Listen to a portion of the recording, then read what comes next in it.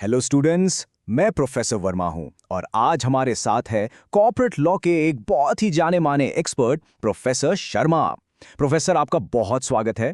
आज हम लोग कंपनीज एक्ट 2013 के कुछ ऐसे जरूरी अमेंडमेंट्स पर बात करने वाले हैं जो आपके आने वाले एग्जाम्स के लिए आप समझ लीजिए कि एब्सोल्युटली क्रिटिकल हैं। Thank you professor Verma. और सभी स्टूडेंट्स को मेरा नमस्ते। बिल्कुल सही कहा आपने। देखिए, आज के डिस्कशन का जो स्ट्रक्चर है वो एकदम क्लियर रोड मैप की तरह है। हम शुरू करेंगे ये समझने से कि आखिर इंडिया के बिजनेस लॉ को एक रीबूट की जरूरत ही क्यों पड़े। फिर हम देखेंगे कि इन चेंजेस ने हमारे ग्रोथ इंजिन्स को, जैसे एग्रीकल्चर और स्टार्टअप्स को, कैसे ताकत दी। फिर आएगा रेड टेप यानी कागजी कार्यवाही को कम करना। इसके बाद बिजनेस के लिए कुछ प्रैक्टिकल नियम और कॉर्पोरेट जस्टिस यानी न्याय कैसे तेजी से मिले उस पर भी बात होगी। और हाँ, सबसे आखिर में आपके रिवीजन के लिए एक ऐसी मैट्रिक्स है जो सब कुछ एक जगह ले आएगी। तो चलिए सीधे शुरू करते हैं। प्रोफेसर शर्मा, मेरा सबसे पहला और सबसे बुनियादी सवाल आपसे ये है, एक कानून जो पहले से बना हुआ है उसमें बदलाव लाने की जरूरत ही क्या थी? इन अमेंडमेंट्स के पीछे की मेन सोच, मेन फिलॉसफी क्या थी? बहुत ही अच्छा सवाल है प्रोफेसर वर्मा। देखिए, जो पुराना लीगल फ्रेमवर्क था वो थोड़ा सख्त, थोड़ा स्ट्रिंजेंट माना जाता था। इन अमेंडमेंट्स के पीछे जो सबसे बड़ी ड्राइविंग फोर्स थी वो थी ईज ऑफ डूइंग बिजनेस को बढ़ाना। सरकार का मकसद कॉर्पोरेट एनवायरनमेंट को पूरी तरह बदलना था। एक कंट्रोल बेस्ड सिस्टम जहां हर चीज पर सख्त निगरानी हो, उससे हटकर एक ट्रस्ट बेस्ड सिस्टम लाना। एक ऐसा माहौल बनाना जो डर और उलझन से दूर हो और जो एंटरप्रेन्योर्स और ग्लोबल इन्वेस्टर्स को आगे आने के लिए एनकरेज करे। समझ गया, मतलब फोकस था माहौल को बेहतर बनाना। तो चलिए अब इसके प्रैक्टिकल साइड पर आते हैं। आखिर इन बदलावों ने इंडिया के की सेक्टर्स जैसे कि एग्रीकल्चर या फिर बड़ी सोच रखने वाले स्टार्टअप्स, उनकी ग्रोथ में कैसे मदद की? तो शुरुआत करते हैं प्रोड्यूसर कंपनीज से। अब ये क्या है? ये एसेंशियली किसानों के समूह हैं। समस्या ये थी कि ये सारी कंपनीज अभी भी पुराने कंपनीज एक्ट 1956 के दायरे में चल रही थीं। इस वजह से एक लीगल कंफ्यूजन बना हुआ था, एक अजीब सी स्थिति थी।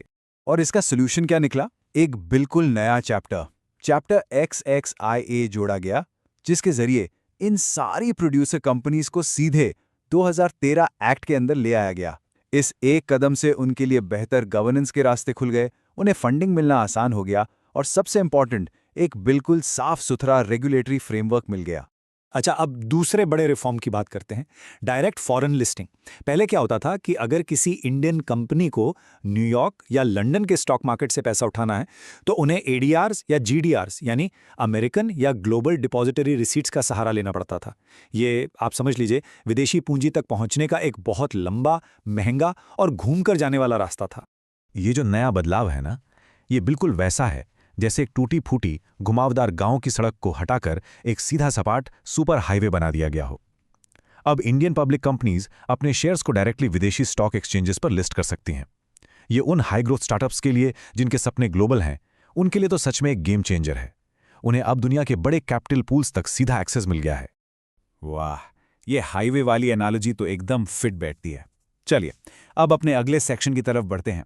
इसका फोकस इस बात पर है कि इन अमेंडमेंट्स ने रोजमर्रा के बिजनेस ऑपरेशंस को आसान कैसे बनाया और कानून के डर को कैसे कम किया। यहां पर एक बहुत जरूरी कॉन्सेप्ट है, डीक्रिमिनलाइजेशन।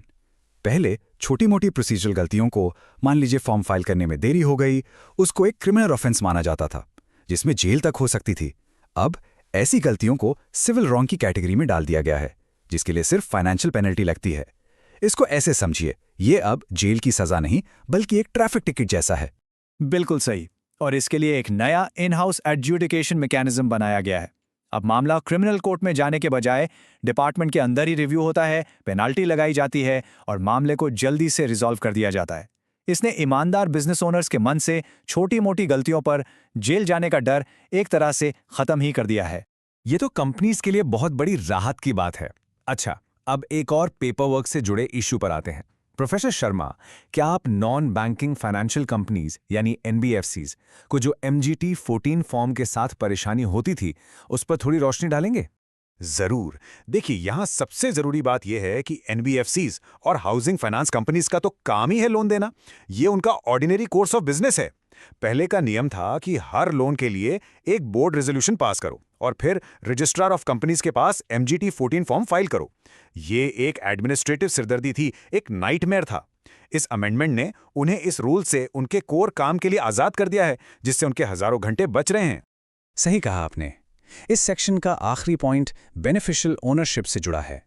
देखिए, मनी लॉन्ड्रिंग रोकने के लिए कंपनी के असली मालिक यानी सिग्निफिकेंट बेनिफिशियल ओनर को पहचानना बहुत जरूरी है। लेकिन ये अमेंडमेंट सरकार को ये ताकत देता है कि वो कुछ मामलों में छूट दे सके। इससे म्यूचुअल फंड्स जैसी सेफ और रेगुलेटेड कंपनीज को, जहां रिस्क कम है, इस कॉम्प्लेक्स डिक्लेरेशन प्रोसेस से छूट दी जा सकती है।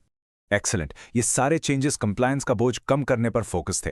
अब चलिए दो ऐसे प्रैक्टिकल अमेंडमेंट्स को देखते हैं जिनका सीधा असर एक कंपनी के स्ट्रक्चर और उसकी लीडरशिप पर होता है। ये एक बहुत ही लॉजिकल बदलाव है।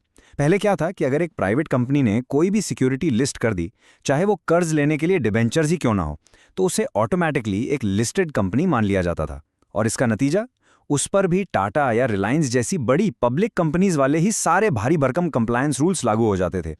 इसके पीछे का रीजन बिल्कुल साफ है। अगर एक कंपनी के कैपिटल का 95% हिस्सा प्राइवेट इक्विटी है और सिर्फ 5% लिस्टेड डेट है, तो उसकी कोर ओनरशिप तो प्राइवेट ही रही ना। इसीलिए ऐसी कंपनी पर पब्लिक कंपनीज के लिए बनाए गए बाहरी नियम थोपना अजीब था, इलॉजिकल था। इस गलती को अब ठीक कर दिया गया है। और यहाँ एक और अमेंडमेंट है जो बिल्कुल कमर्शियल लॉजिक पर बेस्ड है। देखिए, इंडिपेंडेंट और नॉन एग्जीक्यूटिव डायरेक्टर्स जो होते हैं वो बोर्ड में बाहर से बहुत कीमती एक्सपर्टीज लाते हैं। पुराने रूल्स में अगर कंपनी को लॉस हो जाता था तो इन डायरेक्टर्स को ठीक से पेमेंट करना बहुत मुश्किल हो जाता था। ये अमेंडमेंट अब लॉस के टाइम में भी उन्हें एक फेयर रिम्यूनरेशन देने की इजाजत देता है। आखिर जब कंपनी मुसीबत में होती है तभी तो एक्सपर्ट एडवाइस की सबसे ज्यादा जरूरत होती है। ये बात तो बिल्कुल सही है। उस एक्सपर्टीज को बनाए रखना जरूरी है। चलिए, अब हम अपने आखिरी की अमेंडमेंट पर आते हैं, जिसका फोकस लीगल सिस्टम की स्पीड बढ़ाने पर है। एग्जैक्टली, एनसीएल एक्ट यानी national company law appellate tribunal corporate झगड़ों के लिए एपेलेट कोर्ट है। शुरू में देश भर के लिए सिर्फ दिल्ली में एक ही बेंच थी। नतीजा, केसेस का पहाड़ जमा हो गया। इस अमेंडमेंट ने सेक्शन 418A के जरिए सरकार को देश के अलग अलग हिस्सों में नई बेंचेस जैसे चेन्नई में खोलने की पावर दी। इससे जुडिशियल पाइपलाइन जो जाम हो गई थी वो खुल गई है और अपील्स पर फैसले काफी तेजी से होने लगे हैं। तो हमने सभी जरूरी अमेंडमेंट्स को कवर कर लिया है। स्टूडेंट्स, अब जो अगली स्लाइड आ रही है, मैं चाहता हूं कि आप उस पर पूरा ध्यान दें। ये आपके एग्जाम की तैयारी के लिए शायद सबसे जरूरी टूल है। ये है आपका समरी मैट्रिक्स। मैं सभी स्टूडेंट्स को स्ट्रांगली एडवाइस करूंगा कि इस टेबल का एक स्क्रीनशॉट जरूर ले लें। इसमें हर अमेंडमेंट का टॉपिक, उससे जुड़ा सेक्शन नंबर और एग्जाम के लिए उसका कोर इम्पैक्ट क्या है, सब कुछ एक जगह पर है। ये वो कीवर्ड्स हैं जिनकी आपको जरूरत पड़ेगी। शॉर्ट आंसर या ऑब्जेक्टिव टाइप क्वेश्चंस रिवाइज करने के लिए ये एक परफेक्ट रिसोर्स है। Thank you professor Sharma. ये सच में एक बेहतरीन ओवरव्यू था। और स्टूडेंट्स, हम आपको एक आखिरी सवाल के साथ छोड़ जाते हैं। इस बार के अमेंडमेंट्स का focus ease of doing business पर था। आपको क्या लगता है, कॉर्पोरेट लॉ में अगले बड़े सुधार यानी नेक्स्ट वेव ऑफ रिफॉर्म्स किस चीज पर फोकस करेगी? इस पर जरूर सोचिएगा। Thank you.